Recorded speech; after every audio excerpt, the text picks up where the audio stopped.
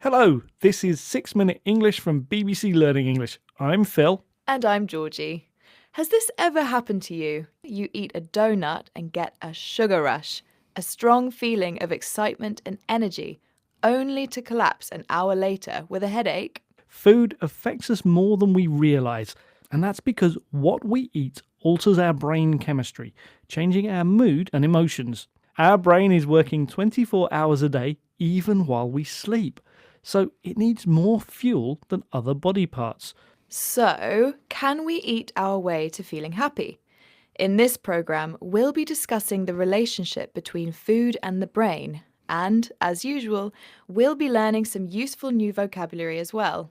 Sounds great, Georgie, but first, I have a question for you.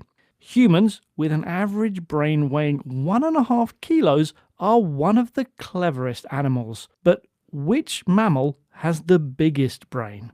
Is it A, an African elephant, B, a dolphin, or C, a sperm whale? I think it's an African elephant. Okay, Georgie, I'll reveal the answer later in the programme. Now, did you know that despite making up only 2% of our total weight, our brain uses 20% of the body's energy? Nutritionist Dr. Rita Achari does.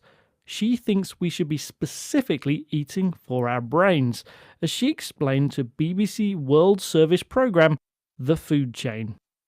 Eating every day, right, and eating a balanced diet so you get the full complement of vitamins.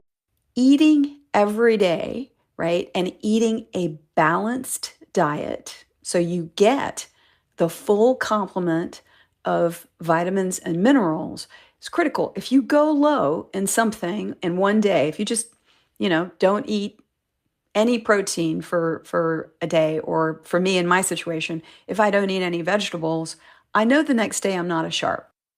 Number 1 on Dr. Achari's list of brain foods is a regular and balanced diet, a diet containing the proper types and amounts of food needed to stay healthy.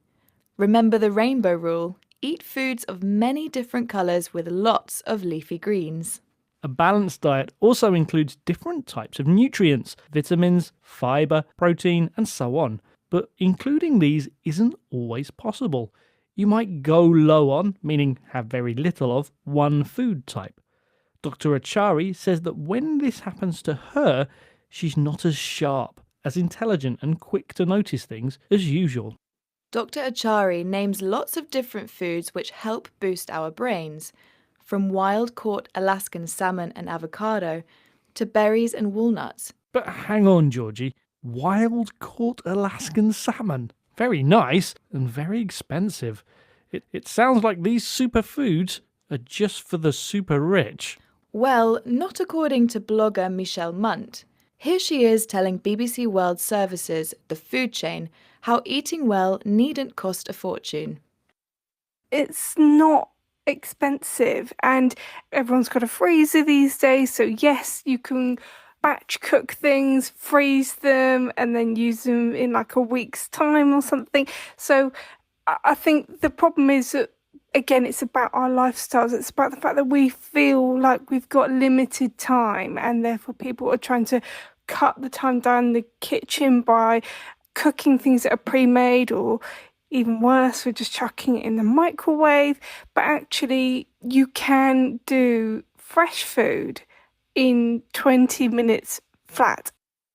Michelle's idea for brain food on a budget involves batch cooking. Batch cooking means cooking a lot of food at one time, then saving some to eat later, usually by freezing it. Although microwave-ready meals are convenient, they lack many nutrients needed by the brain. Luckily, adding some fresh vegetables to batch-cooked food means anyone can make a brain-healthy meal quickly, or in 20 minutes flat, as Michelle says, using the word flat to mean exactly and to emphasize that it can be done quickly. Okay, so we need balanced diets and batch cooking for big brains. Now, let's test your brain, Georgie, with my question. Right, you asked which mammal has the biggest brain, and I guessed it was an African elephant. Which was the wrong answer, I'm afraid. In fact, the biggest brain belongs to the sperm whale, weighing about 8 kilos, and the sperm whale's main food? Fish. Okay, let's recap the vocabulary we've learned in this program, starting with sugar rush. Suddenly feeling excited and full of energy after eating food which contains a lot of sugar. A balanced diet includes the correct combinations of food needed to stay healthy. If you go low on something, you have very little of it. If you describe someone as sharp, you mean they're intelligent and quick to react to things. It means cooking a lot of food at the same time and saving some for later. And finally, doing something in 20 minutes flat means 20 minutes exactly, and is used to emphasize that it's done very quickly. Once again, our 6 minutes are up. Have fun